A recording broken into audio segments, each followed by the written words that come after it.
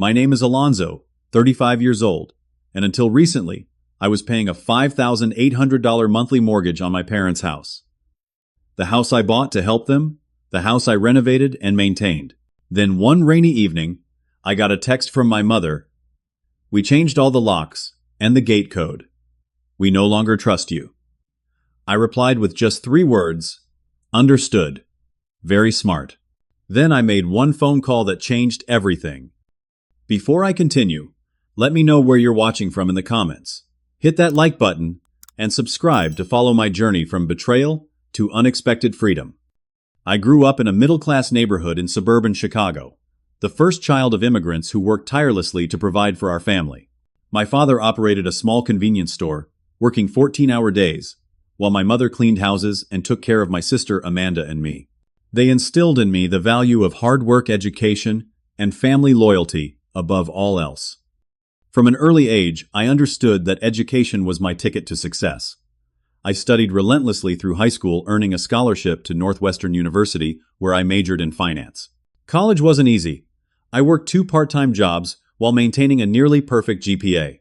After graduation, I secured a position at a prestigious investment firm, working my way up from analyst to senior portfolio manager within 8 years. When I turned 28, my parents faced a financial crisis.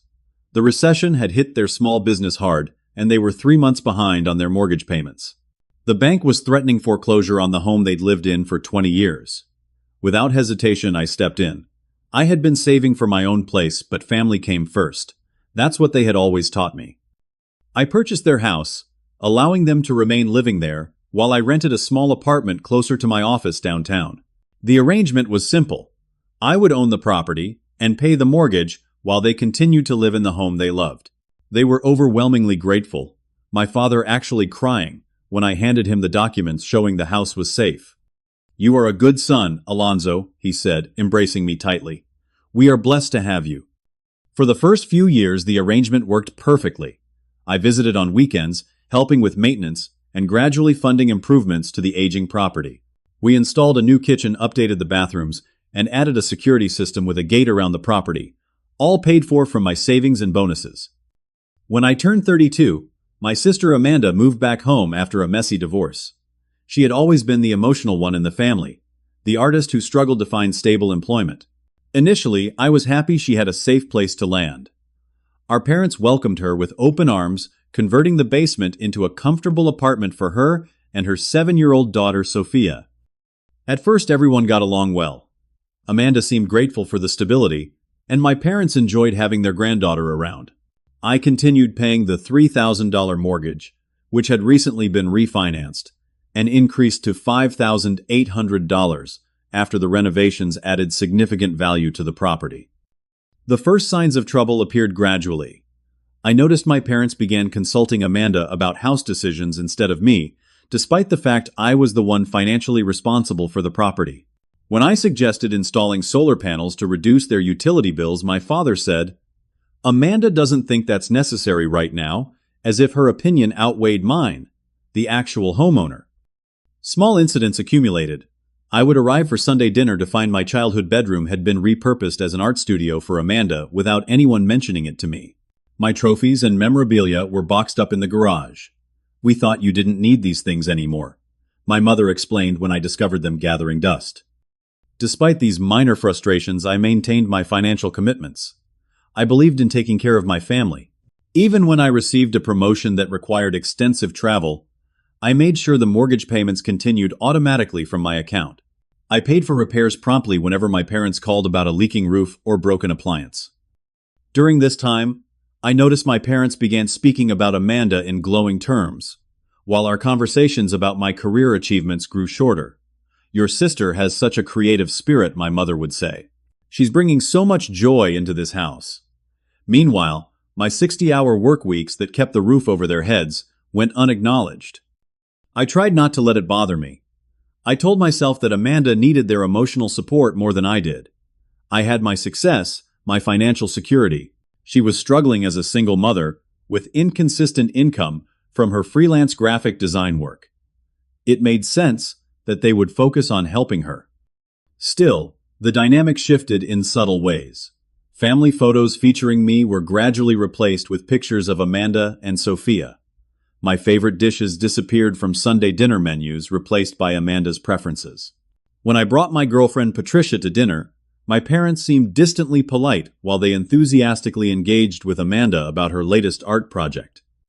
"Your family is interesting," Patricia commented on our drive home. "They don't seem to realize how much you do for them. They're just excited about having Amanda and Sophia living there." I defended, though her observation stung, because I recognized the truth in it. By the end of that year, the property needed additional work. The foundation required repairs that would cost $20,000. Without hesitation, I arranged for the work to be done, dipping into my investment portfolio to cover the costs. During the 3-week construction period, I suggested my parents stay in my apartment while I traveled for business. "Oh, we'll stay with Amanda's friend," my mother said dismissively. "She has a lovely guest house they said we could use." I felt a twinge of hurt. They hadn't even considered my offer before making other arrangements. Still, I reminded myself that the important thing was ensuring their home remained safe and comfortable. The repairs were completed successfully, and I took satisfaction in knowing I had protected their home for years to come. Little did I know that the foundation repair was just the beginning of a series of events that would ultimately shatter my relationship with my family and force me to reconsider everything I thought I knew about loyalty, love, and self-respect. The first real crack in our family dynamic appeared about 6 months after Amanda had fully settled into the house. I had just returned from a business trip to London and stopped by on a Wednesday evening to drop off souvenirs. As I approached the front door, I overheard a conversation through the partially open window that made me stop in my tracks. "Alonzo is just waiting for the right moment to sell this place." Amanda's voice carried clearly. "He mentioned it to me last month. Said the property values in this neighborhood have skyrocketed, and he could make a fortune." I stood frozen on the porch, keys in hand. I had never said anything remotely like that. In fact, I had recently declined a lucrative opportunity to transfer to our San Francisco office, specifically because I didn't want to be far from my parents and the home I maintained for them. But he promised we could live here as long as we wanted. My mother's voice sounded worried. "People change," Mom Amanda replied.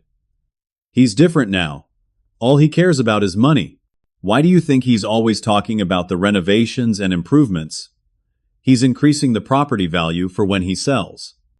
I couldn't believe what I was hearing. I had funded those improvements to make their lives more comfortable and reduce long-term maintenance costs.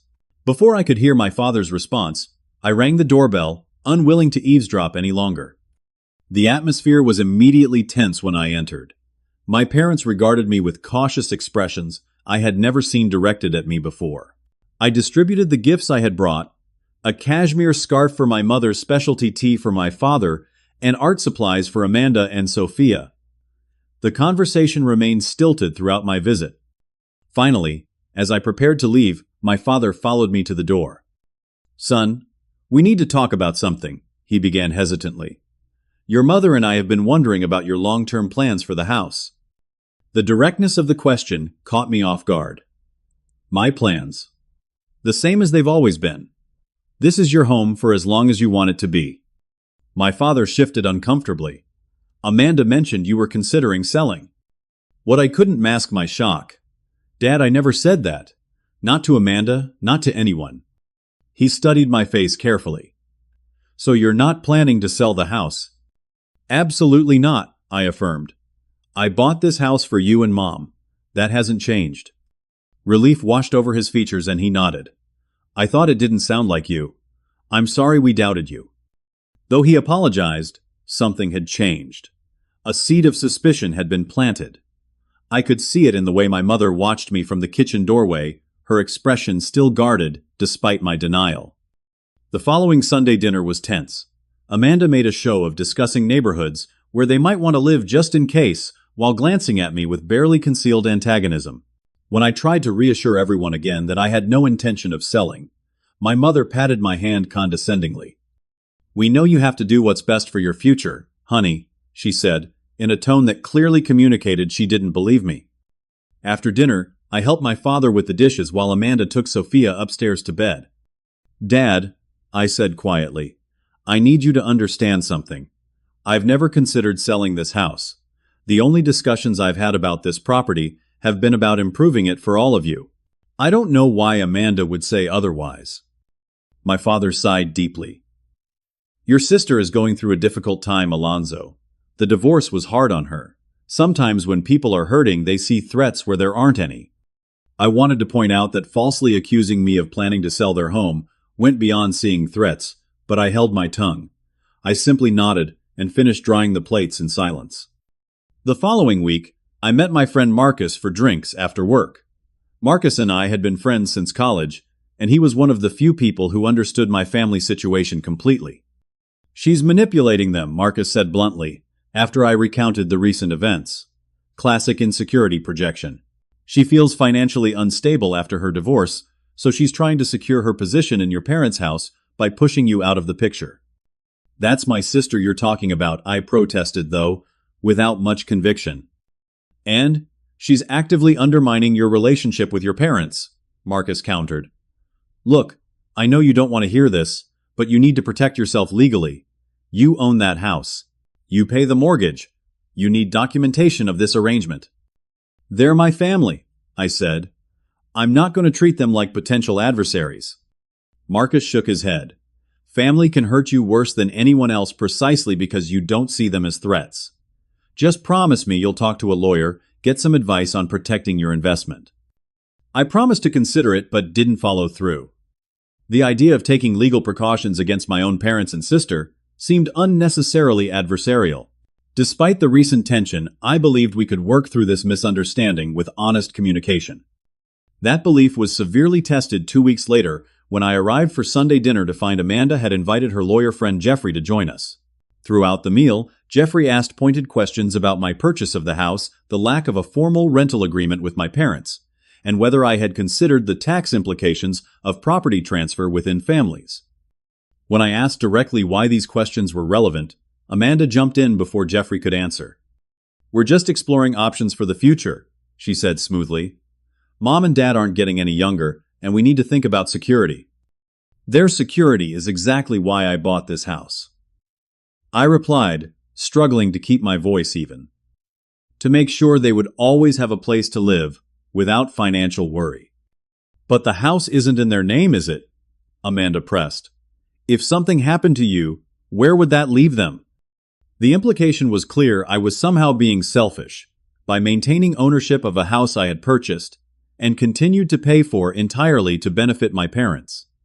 The dinner deteriorated from there, with my parents sitting uncomfortably silent while Amanda and Jeffrey discussed estate planning as if I weren't present.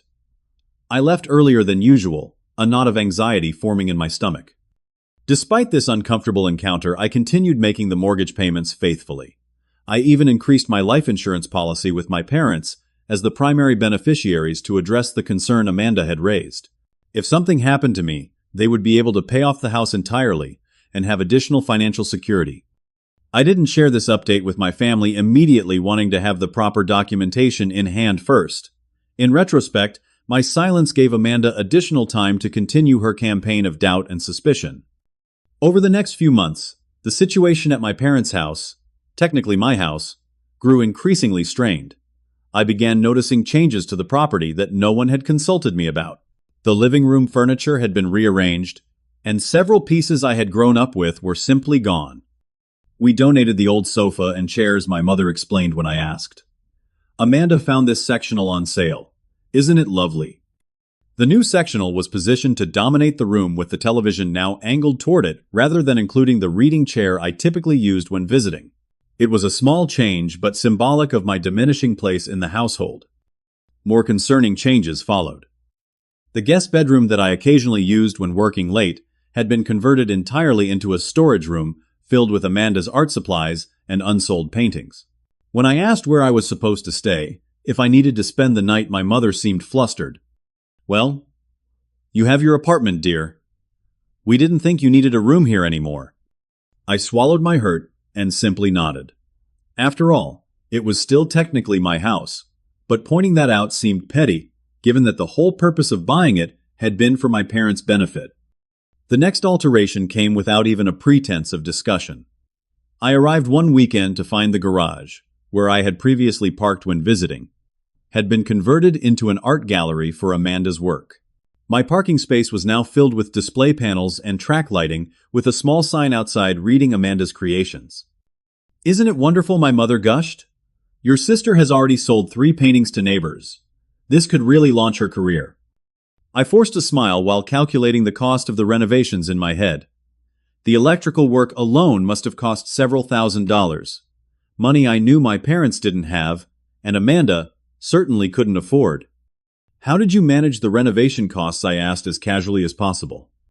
My father looked away uncomfortably, while my mother answered, "We took out a small home equity line of credit, just $15,000. The investment will pay for itself once Amanda's art business takes off." I felt a cold weight settle in my stomach. They had leveraged the house, my house, without consulting me, the legal owner, and the person making the mortgage payments. I wanted to object, but knew it would only cause an argument, especially with Amanda hovering nearby, watching my reaction carefully. Instead, I asked to see the paperwork for the loan, suggesting I might be able to help with the payments. My mother assured me she would find the documents, but somehow they were never produced despite my repeated requests in the following weeks. The most disturbing discovery came one evening when I stopped by unannounced with some tax documents my parents needed to sign. I used my key to enter when no one answered the doorbell, assuming they might be in the backyard. The house was empty, but voices came from the sunroom, an addition I had financed the previous year. I followed the sound and was about to announce my presence when I heard my name. "Alonzo doesn't need to know until it's finalized," came Amanda's voice. "Jeffrey says once the transfer is complete, there's nothing he can do about it." "But he's been paying the mortgage all these years," my father said, his voice troubled. "Doesn't he have some legal right to the property?" "That's where the family trust comes in," replied a male voice I recognized as Jeffrey. "By transferring the property into a family trust with Amanda as the trustee, we create a legal framework that recognizes the house as a family asset rather than Alonzo's personal property." "And you're sure this will hold up?" "If he challenges it." My mother's voice now. "As long as we can establish that his mortgage payments were gifts to the family, rather than investments in his own property," Jeffrey answered confidently. "The lack of formal rental agreements works in our favor here." "Has he ever claimed the mortgage interest on his personal taxes?" "Yes, he has," my father replied. "He's the legal owner after all." "That complicates things slightly," Jeffrey admitted. "But the important thing is to complete the trust documentation before he realizes what's happening. Once the property is in the trust, he'll have to accept the new arrangement or face a lengthy legal battle against his own family, which I doubt he'll want to pursue." I backed away silently, my heart pounding. I couldn't believe what I was hearing. My family was actively conspiring to take the house I had purchased and maintained for years. The betrayal cut deep, all the more painful, because it was so calculated. Rather than confronting them immediately, I drove home and called Marcus. He listened to my account without interruption, then sighed heavily. "I hate to say I told you so, but this is exactly why I suggested getting legal protection months ago," he said. "You need to speak with a lawyer immediately. Not tomorrow, not next week. First thing in the morning." I agreed, too shocked to argue. The next day I contacted a real estate attorney named Rachel Klein, who specialized in property disputes. After reviewing my documentation, the deed, mortgage statements, tax records, and history of payments, she confirmed my worst fears. "They're attempting a sophisticated form of property theft," she said bluntly. "Based on what you've told me, this Jeffrey person is advising them to establish a family trust that would effectively transfer control of your property without your consent. It's legally questionable at best, fraudulent at worst." "What should I do?" I asked, still struggling to accept that my own family would do this. "First, secure all your documentation proving ownership and ongoing financial responsibility for the property. Second, don't confront them yet. It will only accelerate their timeline. Third, prepare yourself for the possibility that this relationship may not be salvageable." That last point hit me hardest. Not salvageable. These were my parents, my sister. Despite everything, I still couldn't imagine completely severing ties with them. In the weeks that followed, I maintained a facade of normalcy, while gathering additional documentation and consulting with financial advisors about my options. I continued making mortgage payments and visited on Sundays, though each visit grew more strained. Amanda was now openly dismissive, barely acknowledging my presence, except to make pointed remarks about people who hold their generosity over others' heads. My parents' behavior was even more painful. They seemed to alternate between guilt and rationalization. Sometimes my mother would squeeze my hand with tears in her eyes as if apologizing for something she couldn't voice. Other times, she would join Amanda in making comments about how family property should benefit the whole family, not just one person. The breaking point was approaching, though I didn't know exactly when or how it would arrive. I only knew that something fundamental had broken in our family, and I was beginning to accept that Rachel might be right. Some relationships cannot be repaired, once trust is shattered so completely. The day everything changed began ordinarily enough. I had been traveling for work, a week-long conference in Boston, followed by client meetings in New York. It was mid-October, and I returned to Chicago on a Friday evening, exhausted from travel but looking forward to sleeping in my own bed. Saturday morning, I decided to stop by my parents' house to drop off some specialty maple syrup I'd purchased in Vermont. The rain was coming down in sheets as I pulled up to the gate and punched in the familiar code.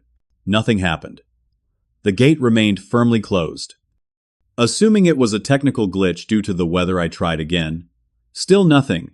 I called my father's cell phone, straight to voicemail. Then my mother's, also voicemail. Finally, I tried Amanda's number, but it rang unanswered.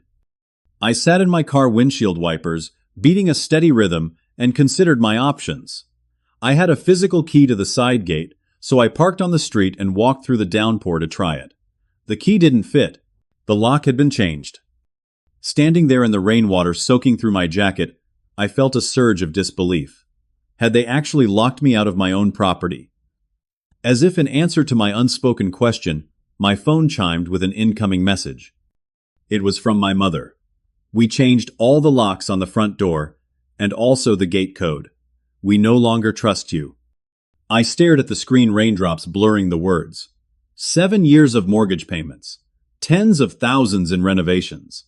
Countless hours maintaining and improving the property. And now I was standing outside in the rain, locked out of the house I legally owned. Through the curtain of rain, I noticed movement at the living room window. Amanda stood there watching me, her expression unreadable from this distance. She made no move to open the door or even acknowledge my presence beyond her surveillance. I called my mother's number again. This time she answered on the 4th ring. Alonzo, this isn't a good time. She began, her voice unnaturally formal. Mom, I'm standing outside in the rain. What's going on? Why have you changed the locks? We know what you're planning, she replied cryptically. Amanda found the listing. What listing, Mom? I have no idea what you're talking about. The real estate listing, Alonzo. Don't pretend you weren't going to sell the house from under us. My mind raced. There was no listing. I hadn't contacted any real estate agents or made any plans to sell the property. This had to be another of Amanda's fabrications. There is no listing, Mom. I haven't put the house up for sale. I've told you repeatedly that I have no intention of selling. We saw the paperwork, Alonzo. Stop lying to us. Before I could respond, I heard my father's voice in the background asking for the phone. After some muffled conversation, he came on the line. Son, I think it's best if you don't come around for a while, he said, his voice heavy. Things have changed. The house belongs to Amanda now legally. We've spoken with our lawyer and signed the necessary paperwork. It's done. I felt as if I'd been punched in the stomach. Dad, that's impossible. I'm the legal owner. I have the deed. I make the mortgage payments every month. Not anymore, he replied firmly. The family trust now controls the property. Amanda is the trustee. It's better this way. She needs the security for her and Sophia's future. And what about the mortgage, I asked, struggling to keep my voice steady. Who's going to make the $5,800 payment each month? A pause. That's been your gift to the family all these years, hasn't it? If you choose to continue that gift, we would be grateful. If not, we'll find a way to manage. I couldn't believe what I was hearing. Not only had they locked me out of my own property, but they expected me to continue paying for it while having no access or control. I need to see this paperwork, I said. Whatever you've signed, it can't legally transfer property I own without my consent. Jeffrey explained everything, my father replied, mentioning Amanda's lawyer friend. It's all above board. The family trust supersedes your individual claim because of the nature of the original purchase. I knew this was legal nonsense, but arguing in the rain seemed pointless. I'll be contacting my attorney, I said finally. Do what you need to do, my father responded coldly. Goodbye, Alonzo. The call ended. I stood motionless, rain plastering my clothes to my body, trying to process what had just happened. My own parents had not only locked me out of my house, but were operating under the delusion that they had somehow legally transferred ownership to my sister without my knowledge or consent. I took one last look at the house I had bought to provide security for my parents, the house I had renovated and maintained for years, and saw Amanda still watching from the window. As our eyes met, she slowly drew the curtains closed, a symbolic ending to my place in their lives. The drive back to my apartment passed in a blur. My mind cycled through confusion, hurt, anger, and disbelief. By the time I arrived home, soaked and shivering, one emotion had crystallized above the other's resolve. This situation had moved beyond family disagreement into something much more serious. I peeled off my wet clothes, took a hot shower, and then made 3 phone calls to Rachel Klein, my attorney, to my financial advisor, and to Dr. Bennett, the therapist I had begun seeing to help process the family situation. Each conversation helped clarify my thoughts and strengthen my determination to respond appropriately to this unprecedented betrayal. As I lay in bed that night, unable to sleep despite my exhaustion, I realized something important. For years, I had allowed my sense of family obligation to override my own well-being. I had given and given without recognition or reciprocation. That chapter of my life was now closed, not by my choice, but by my family's actions. Whatever came next would be on my terms.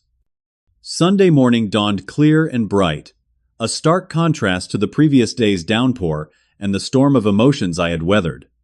I woke early, made coffee, and sat on my balcony, watching the city come to life below.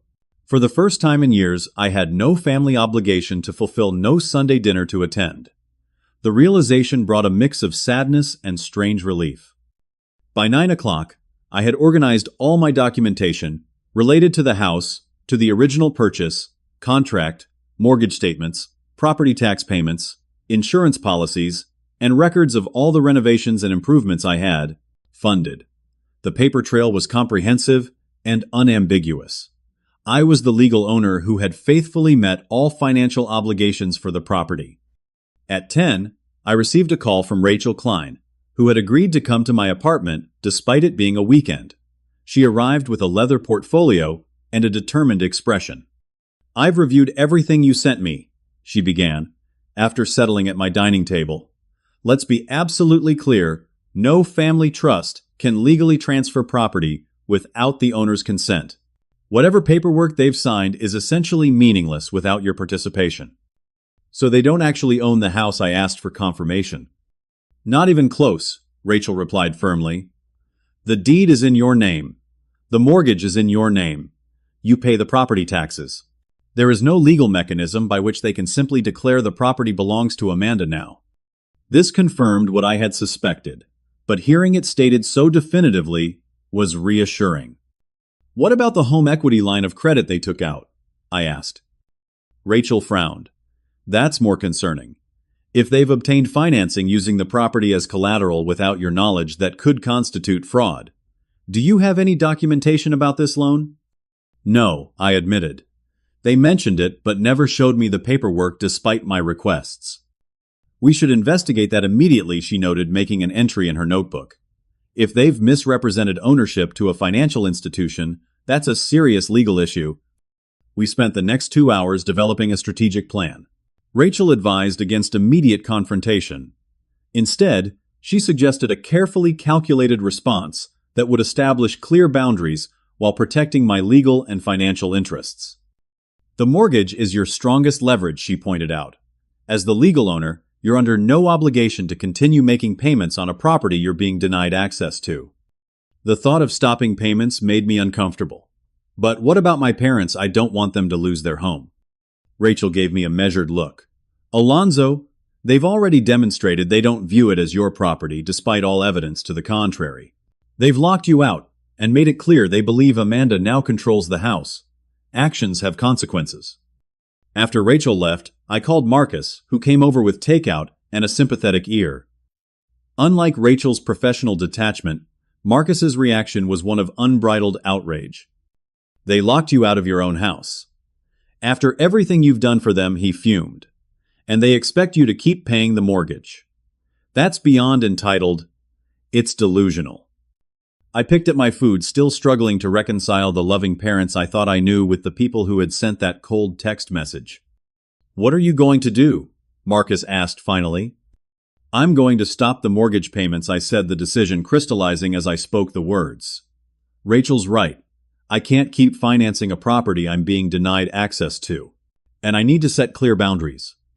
"It's about damn time," Marcus said with approval. "You've been a doormat for years. They need a reality check." Monday morning, I had a virtual session with Dr. Bennett, my therapist. Unlike Marcus's encouragement or Rachel's legal strategy, Dr. Bennett focused on helping me process the emotional impact of my family's betrayal. "What you're experiencing is a profound loss," he explained. "Not just of property, but of the relationship you thought you had with your family. It's natural to cycle through grief, anger, and disbelief." "I keep wondering if I could have prevented this somehow," I admitted. "If I had confronted Amanda earlier about her lies, or been more assertive about my ownership." "That's a common response to betrayal," Dr. Bennett noted. "But remember, you acted with integrity throughout. Their choices reflect their values, not your failings." That perspective helped ease some of the self-doubt that had been gnawing at me. After our session, I felt emotionally prepared for the next step. I logged into my banking app and navigated to the automatic payments section. There it was, mortgage payment, $5,800 scheduled for the 1st of next month, just 3 days away. My finger hovered over the screen for a moment as I considered the significance of what I was about to do. Then decisively, I canceled the automatic payment and closed the account from which the payments had been drawn. Next, I drafted a brief response to my mother's text from Saturday. "Understood. Very smart. But I think you overlooked one thing." I didn't elaborate further. They would discover what I meant soon enough. Finally, I called my bank to notify them of the situation, that I was the legal owner of the property, but was currently being denied access by the occupants. The representative made notes on my account and advised me to forward all communications from the mortgage holder directly to my attorney. To protect myself against potential retaliation, I took several additional steps that day. I placed a security freeze on my credit to prevent anyone from opening new accounts in my name. I changed all my passwords and set up two-factor authentication on my financial accounts. I even contracted a security company to install surveillance cameras at my apartment just in case. That evening, I met with my financial advisor to discuss the implications of stopping the mortgage payments. He confirmed what I already suspected: there would be a negative impact on my credit score once the payments became delinquent. However, he also noted that my otherwise excellent financial history would mitigate the damage and the impact would be temporary. "The bigger question," he said, "is what you want to happen with the property in the long term. Are you prepared to let it go into foreclosure if your family can't make the payments?" I considered this carefully. "I don't want that to happen," I admitted. "Despite everything, I don't want to see my parents homeless. But I also can't continue to be taken advantage of." "Then you need a long-term strategy," he advised. "One that protects your interests while allowing for a resolution that doesn't completely devastate your family." We discussed several options, including selling the property, transferring ownership with conditions, or negotiating a formal rental agreement. None felt entirely right, but having options gave me a sense of control I hadn't felt since receiving that text message. As I drove home that evening, I realized I was experiencing an unfamiliar emotion, a quiet sense of empowerment. For years, I had defined my worth through self-sacrifice, believing that providing for my family financially was my primary responsibility regardless of how they treated me. Now I was finally prioritizing my own well-being and dignity. The guilt I had anticipated feeling was surprisingly absent, replaced by a growing certainty that I was making the right choice. My phone remained silent for the rest of the week. No calls from my parents, no texts from Amanda. I focused on my work, my friends, and the small pleasures of daily life I had often sacrificed in service to family obligations. I slept better than I had in months, no longer lying awake worrying about the next crisis at the house or how to manage my family's expectations. The mortgage payment date came and went. I knew it was only a matter of time before the consequences of my decision became apparent to my family. I wasn't looking forward to the confrontation that would inevitably follow, but for the first time in this ordeal, I felt prepared to stand my ground. The first sign that my family had discovered my mortgage payment cancellation came exactly 2 weeks after I received the text about changing the locks. My phone rang at 7:30 in the morning. It was my father.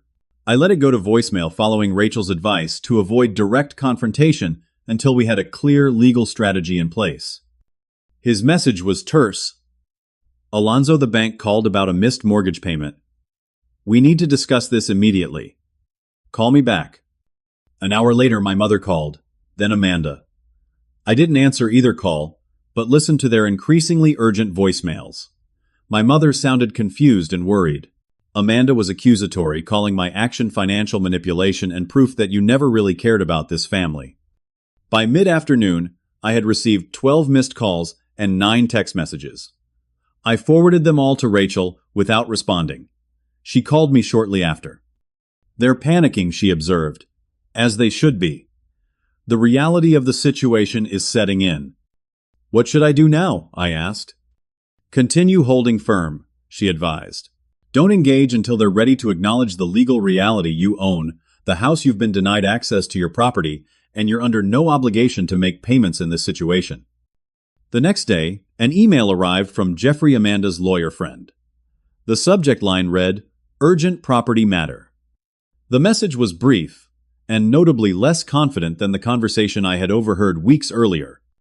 Mr. Vega, we have a problem regarding the mortgage payment for the family residence. Please call me immediately to discuss resolution options before this affects the property status. I forwarded this to Rachel as well, who responded with a professional but firmly worded email to Jeffrey. She identified herself as my legal representation, clarified my position as the sole legal owner of the property, and noted that any family trust documents prepared without my knowledge or consent had no legal standing.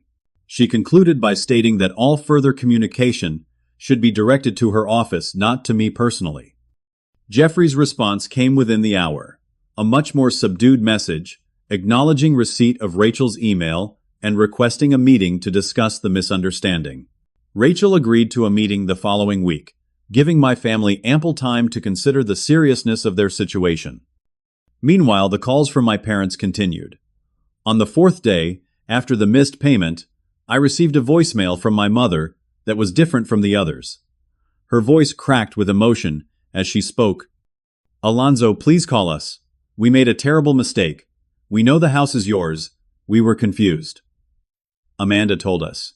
Please, son, we can't afford this mortgage. We'll lose everything. Please help us. The naked fear in her voice shook me. Despite everything, these were still my parents. The people who had worked so hard to give me opportunities, who had taught me the value of education and hard work. Amanda might have manipulated them, but they had allowed it to happen, had participated in locking me out of my own property. I consulted with Dr. Bennett about the emotional turmoil I was experiencing.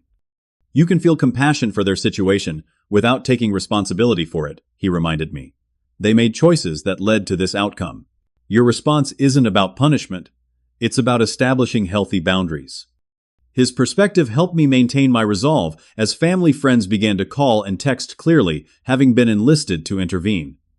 My aunt Elena called to tell me how worried my parents were, how they couldn't sleep. My father's best friend Miguel sent a lengthy text about family loyalty and forgiveness.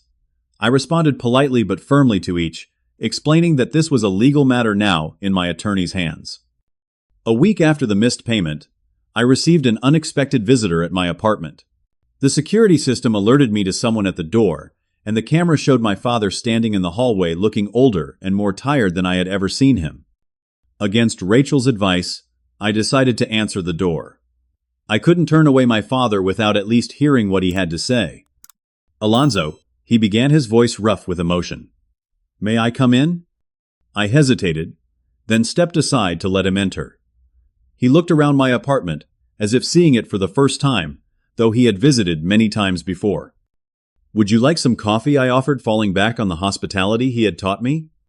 He nodded, and I busied myself in the kitchen while he sat heavily on my couch. When I returned with 2 mugs, I found him holding a framed family photo from my graduation day, all of us smiling, proud, united. "Where did we go wrong?" he asked quietly. I sat across from him, maintaining both physical and emotional distance. "That's what I've been asking myself for months, Dad." He placed the photo back carefully. "The bank says we're in default. They sent a formal notice yesterday." I nodded. "I'm aware of how mortgages work." "We can't make that payment, Alonzo. Not even close. Amanda's art isn't selling like she hoped. Your mother and I have our Social Security, but it barely covers the utilities and food." "I know," I said simply. He looked up, meeting my eyes directly for the first time.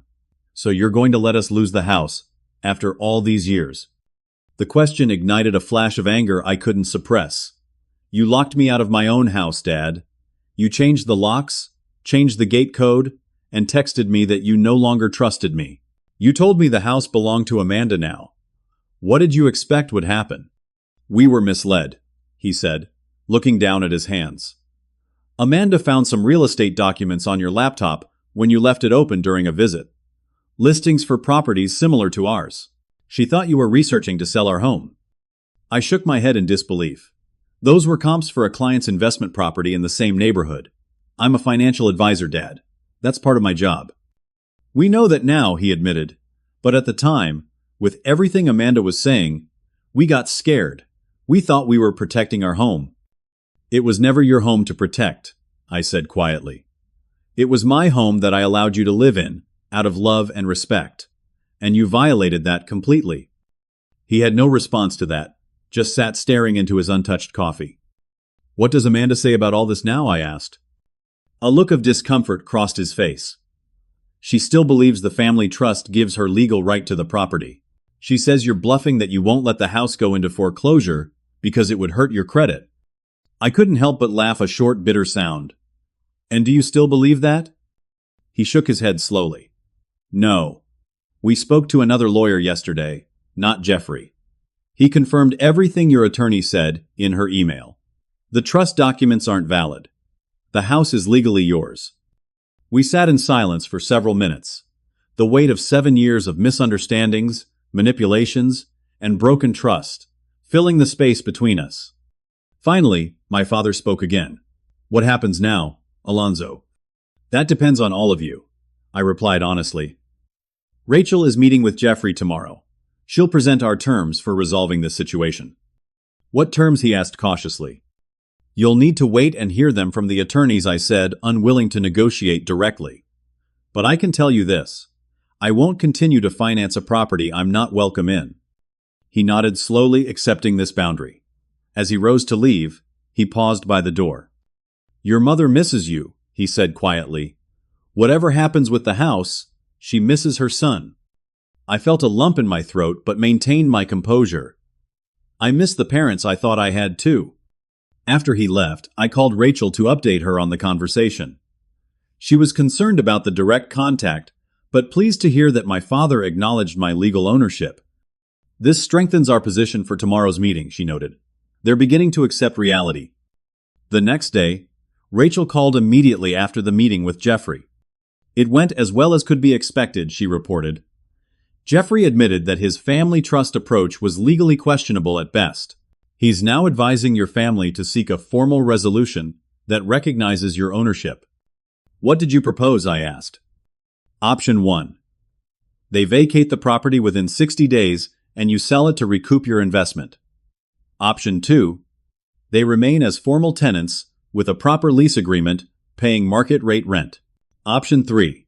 They purchase the house from you at current market value, minus what you've already paid toward principal. How did they respond? Jeffrey requested 2 weeks to review the options with your family and secure financing if they choose to purchase. Rachel said. I granted that, but made it clear that the mortgage remains in default until a resolution is reached. The 2-week waiting period was difficult. I received occasional updates from Rachel, after brief communications with Jeffrey, but otherwise maintained my distance from direct contact with my family. According to Rachel, they were exploring the possibility of purchasing the house, but struggling to secure financing given their limited income and credit history. Toward the end of the 2 weeks, I received a text message from Amanda, the first direct communication since this all began. You've always been selfish, Alonzo. Mom and Dad gave everything for you, and this is how you repay them. By threatening to make them homeless, I hope you're proud of yourself. I didn't respond, though her message stirred a complex mix of anger and sadness. The narrative she had constructed, that I was somehow the villain in this situation, was so disconnected from reality that engaging seemed pointless.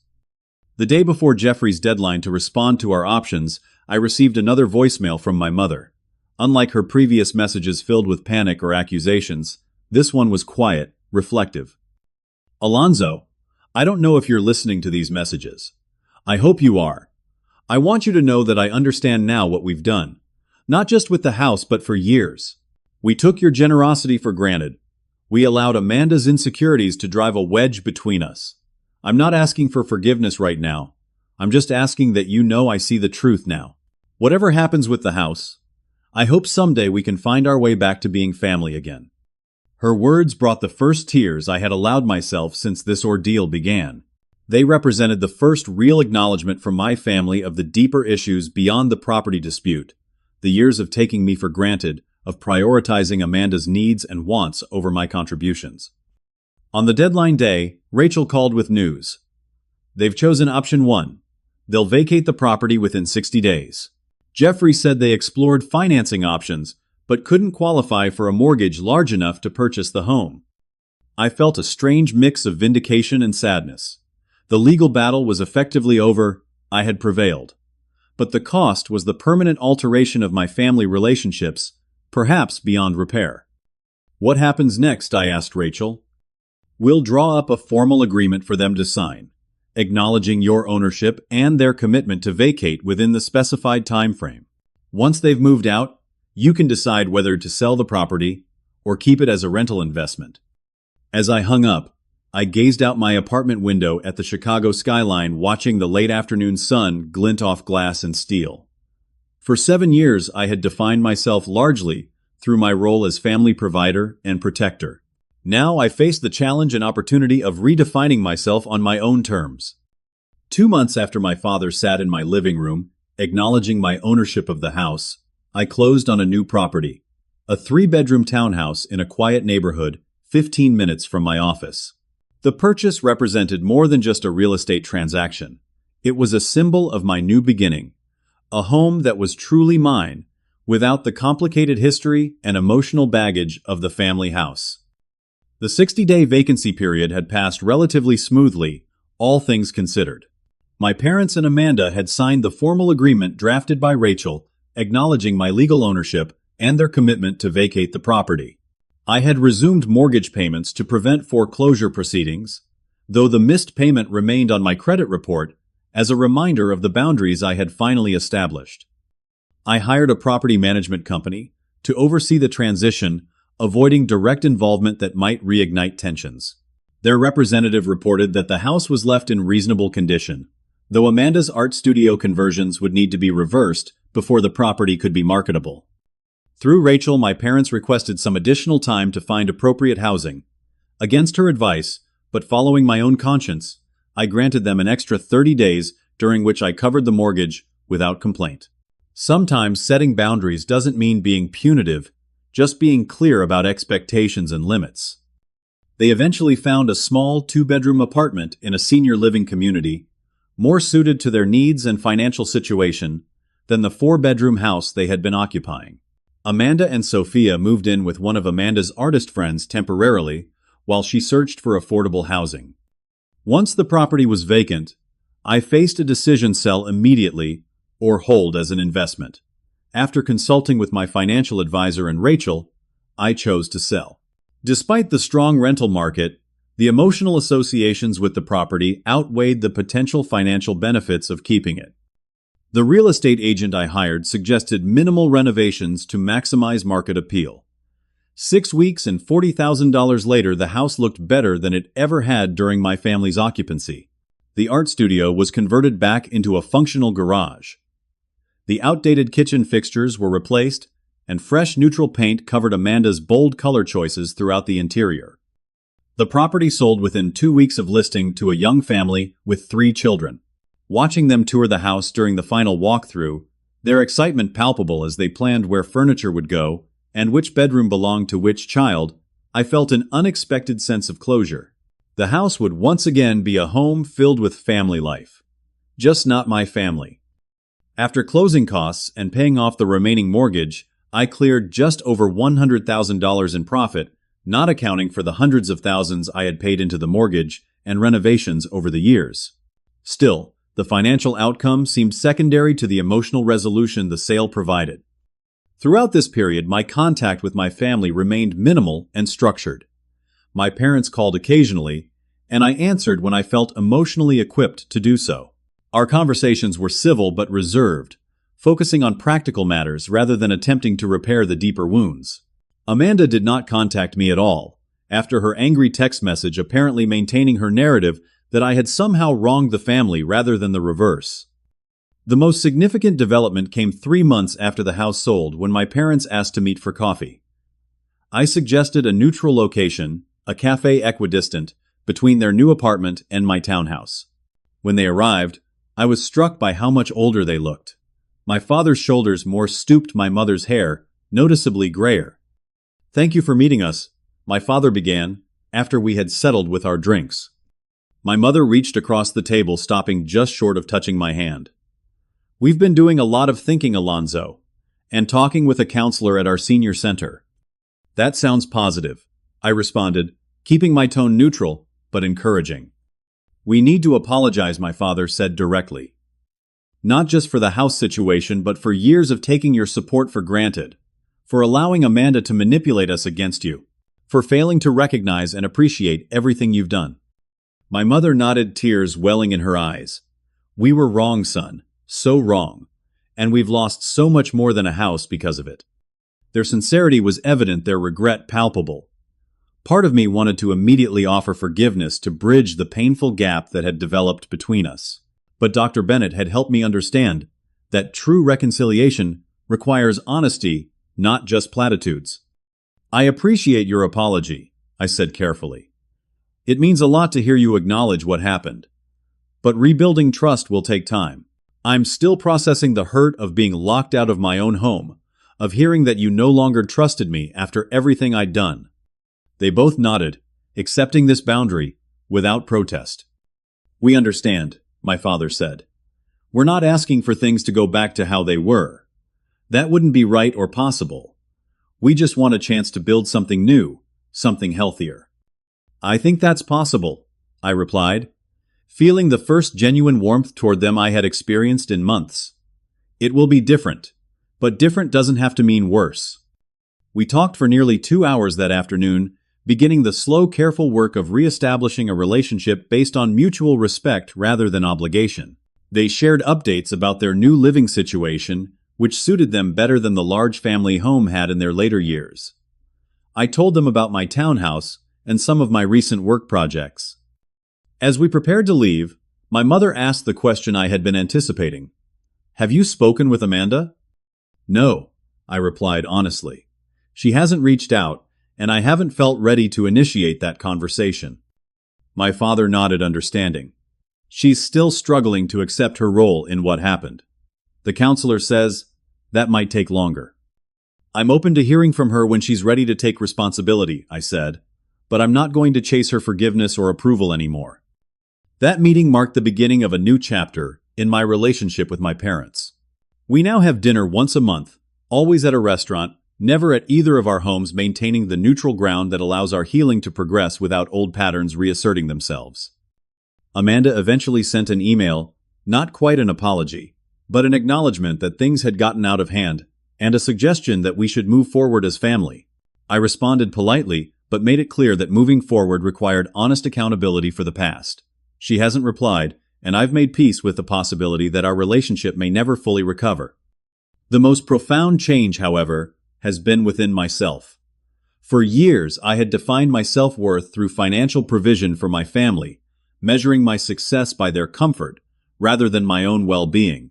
The painful lessons of the past year taught me that genuine love includes boundaries, that respect cannot exist without reciprocity, and that sometimes the healthiest thing you can do for both yourself and others is to step back from toxic dynamics. I've developed new friendships and deepened existing ones, creating a chosen family that supports and challenges me in equal measure. I've explored interests beyond work, joining a weekend hiking group and taking cooking classes that have expanded my world in unexpected ways. My new townhouse has become truly home, decorated according to my preferences, filled with books and music. I love a sanctuary rather than a symbol of obligation. When I drive past the old family house occasionally, I feel a complex nostalgia, but no regret. That chapter has closed, allowing new ones to begin. Perhaps the most important lesson I've learned is about the nature of generosity itself. True giving comes without strings or expectations of control, but also without sacrificing your own dignity or allowing yourself to be exploited.